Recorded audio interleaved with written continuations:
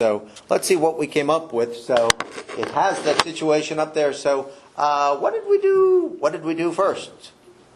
Hannah, Lily, can you guys share what kind of steps did you guys outline here? Well, Hannah talked about a similar practice that her teacher did once. Yeah, it was about making a peanut butter and jelly sandwich, and it was like, how do you do that? And then we obviously were just like, put peanut butter on one piece of bread and jelly on the other piece of bread, and that's not what she wanted. She wanted like, take your dominant hand and untwist the twist tie and open the... All the little steps. Yeah. So what were some of the little steps going on here that you guys came up with? Did you come up with any little steps here? We can like change it so they're vertical, so you can just add it better. So say again. Change it to be vertical instead of horizontal. So you might change it to be vertical, so you can add it up. It might be a little easier. What about our group back here? What did you guys, Sam and Dasha? Did I say it right?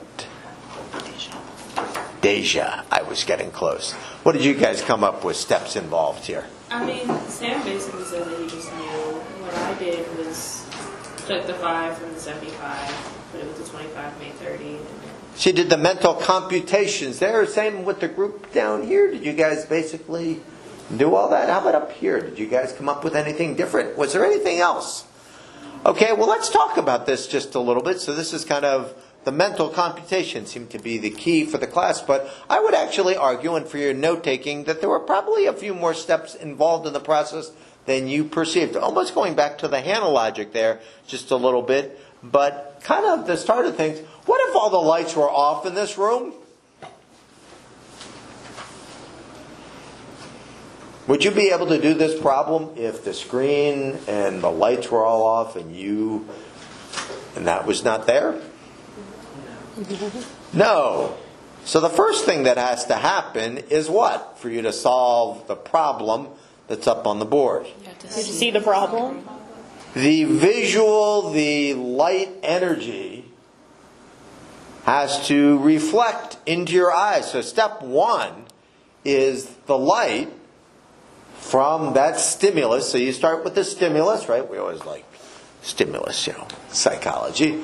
We have the stimulus. It actually has to go somewhere. Where did we say it goes? To your eyes. So step 1 might be the light going to your eyes. Okay, what about step 2? The light goes to your eyes. Does the light go all the way up to your brain? Oh, the light turned on. No. And is it Brittany? Your name tag is turned. I thought so. What happens after the light goes into your eyes? Any thoughts about it? You're able to see the 25 and plus 75. Well, you're able to see it. Can anybody add a little more detail to how you're able to see it? Does anything happen? The information gets sent to the back of the brain. Eventually it goes to the back of the brain. But before that, the light comes in. Where in the eye does the light come in? Pupil. The retina. So step 2 is the retina has to do something very important with that light energy. Does the light go right up to your brain? No. It's a signal. It sends what kind of signal? Say again? Well, it's an electrical impulse, isn't it? It's a neural signal, kind of an action potential. So the light energy has to get changed into neuronal energy. The light energy has to be changed into neuronal energy. And we have a big shout word for that. That is called transduction. Transduction. So step 2 is transduction. The retina changes the light energy into kind of neuronal energy. Now, I'm just kind of curious, and we'll talk about this more as time goes on. This is a cognitive neuroscience class. Do people know how neurons basically work? I wasn't necessarily going to cover all the steps in having an action potential. Can you raise your hand if you're just familiar with like how an action potential works, so we can kind of assume people know that stuff, because that's kind of chapter 2, how a neuron works, and I didn't really want to I'm teaching physiological psychology. That's where I teach that. But in this class, we might do just a little overview of that, but that's not the idea of this particular class. So step 2 is transduction. The light energy is changed into neuronal energy. Now, this happens with visual information, so that had to happen there. Does it happen in any other dimension that's working for you right now? Yes. What dimension is also working right now as I'm jibber-jabbering along? They're doing the same thing. Your ears. So you're listening to what kind of waves coming into the ear? Sound waves. Sound waves, and they are being, what's the word we use? Transduced by the inner ear, by the cochlea, by the inner ear into action potentials, neuronal energy. So step 2 is transduction.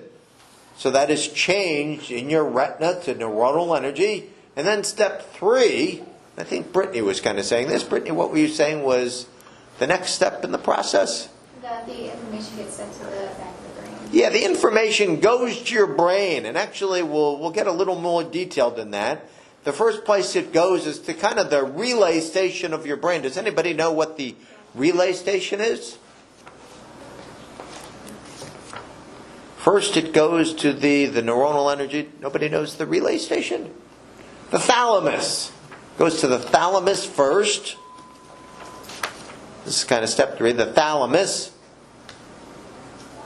And then it goes to, does anybody know what lobe in your brain is important for visual information? The occipital lobe. Bingo. We're doing a little neuroanatomy here. So that's kind of, what is that? Step 3. So going up to your brain, thalamus, occipital lobe, yada, yada, yada.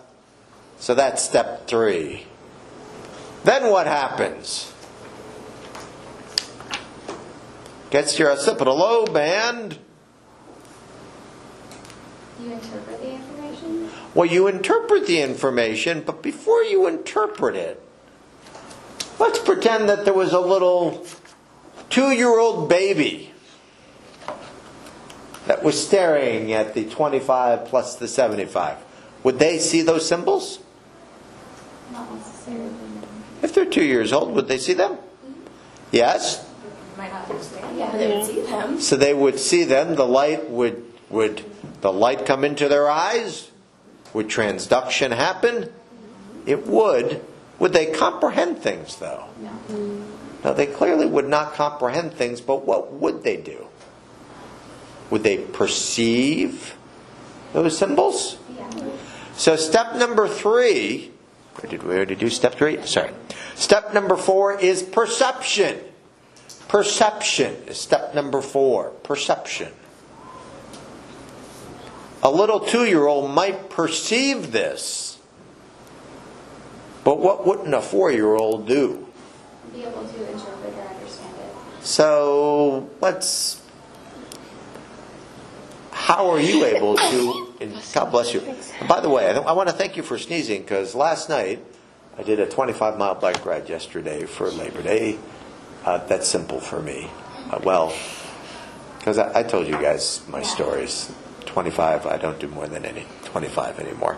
So I did that yesterday. And then last night, for some reason, I was sneezing all night. And it was really annoying. And I tried to take a shower and get it out eventually. And it was really, really frustrating. So thank you, Emma, for sneezing. My daughter, Emily, heard me sneezing. And then when she left with her boyfriend, my wife was like, "You keep sneezing." I was like, trying to finish this cognitive neuroscience outline for today and get my notes ready, and sneezing. For the people in the online section, don't put this in your notes. Okay, so we get to, what was it? Step 4 was what? Perception. So you perceive the stimulus. But what's next here? What are you able to do with this that a 2-year-old cannot? What are you able to do with this? Interpret the information. How are you able to interpret it? What do you do to interpret it? Those are just symbols, aren't they? A 2-year-old would know those are lines and symbols. But what do? You remember being taught about them? Memory. you access, you do, step 5 might be memorial processes. You access your memory.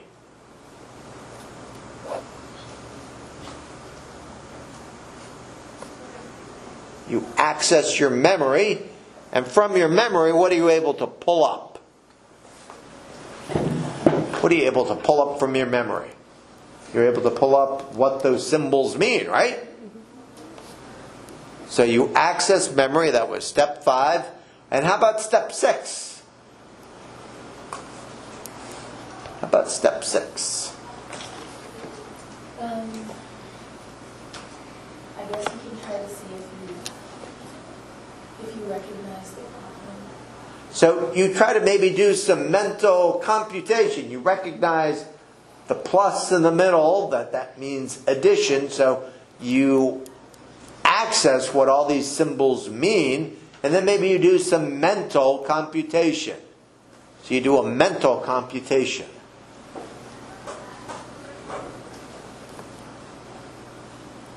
You know what the equal sign means, those two lines going across, what that plus sign means.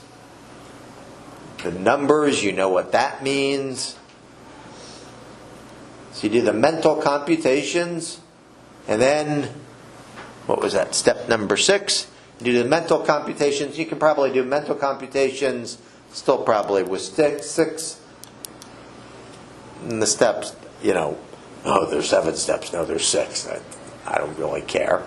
From those mental computations, what are you able to get at the end of this? In your mind, what forms in your mind? The answer. The answer. So you mentally do computations, and in your mind, mentally, you come up with 100.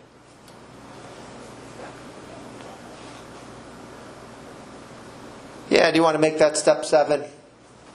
Yeah, make that step 7. So step 7 is you come up mentally with the answer of 100. Okay, then what? We tell you. Did you say it out loud? You did. So how does that end up going from the mental, where your mind solved this, to telling me verbally? So it's up there in your mind. What has to happen at that point? It travels back to the thalamus, it gets processed, and then we say it. Yeah, something has to get processed. It gets sent back down. A motor command has to be sent. So there's a motor command. So step 8 is a motor command is sent. And that goes eventually to where? The vocal cords. To the vocal cords. And by the way, and then, well, actually we can get to the answer here. And then finally, what do we got there? 8, what's the final step? Say To speak. You say it. You say 100. Response. And by the way, if you're wondering about this motor command situation, how many of you have ever, you're in your car, you get out of your car, and you realize that your keys are in the car. And you realize that just as you're starting to shut the door, with the door being locked, of course, right? What do you try to do? You try to catch it. Does that sometimes work? Sometimes. Sometimes it does, but sometimes it doesn't. Why does it not work sometimes? The motor command has already been sent, so if you ever have locked your keys in the car, the motor command is executed. You start closing the door and it's too late because your memory has come up, oh shoot. I didn't really want to say shoot there. Oh shoot, my keys are in the car, but the motor command has already been processed and that door closes. So we have all these steps here. What about the idea, if it didn't say 25 plus 75, what if it said So we could get a response time, right? What if the question up there wasn't 25 plus 75? What if it actually said something like,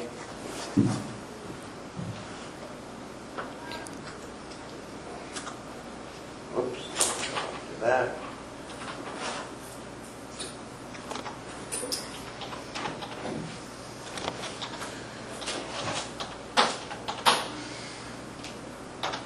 What if it actually said 1, 2, 3, 4 plus 7, 6, 5, 3, 4?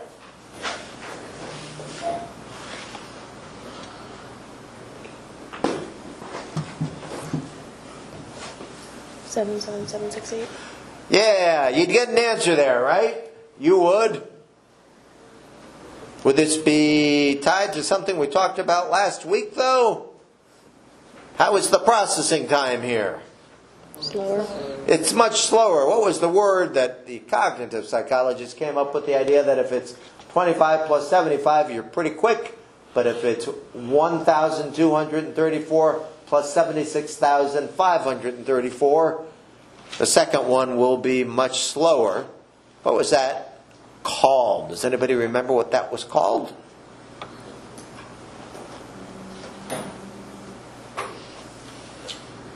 Do we like to look at response times of things? Does anybody remember what we call that idea that it's slower for the second one?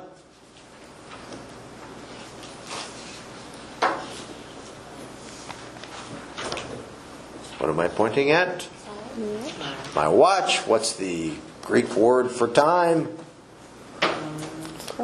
Chronometric. So you can do a chronometric analysis. This could come up on the test. And it would be slower for the second one because it takes more mental energy to do those steps. So let's talk about the different fields of psychology related to this problem. If you're a behaviorist, what would you care about here? What do behaviorists care about? Which steps? The observable steps. The observable steps. And which ones would be observable? You writing the problem out. Well, it wasn't writing, it was Saying the answer. verbalizing. So the response, what was that step for you? Step 8? Yeah. Or was it 9? 9, yeah. Step 9, saying the response. They would care about the response. They would also care about what?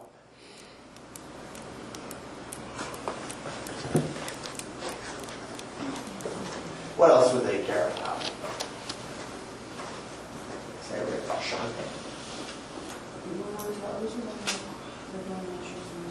Not in this case. Behaviorists. If you're a behaviorist, you care about the response. But would a behaviorist care about all that time-based stuff? I mean, if we take them on, Well, somebody might care about that, but would it be the behaviorist? Madison, would it be the behaviorist there? No, they don't care about anything that you can't see. The time-based thing, what do a behaviorist care about? Pavlov, Skinner. It's Conditioning. conditioning, but it's blank response.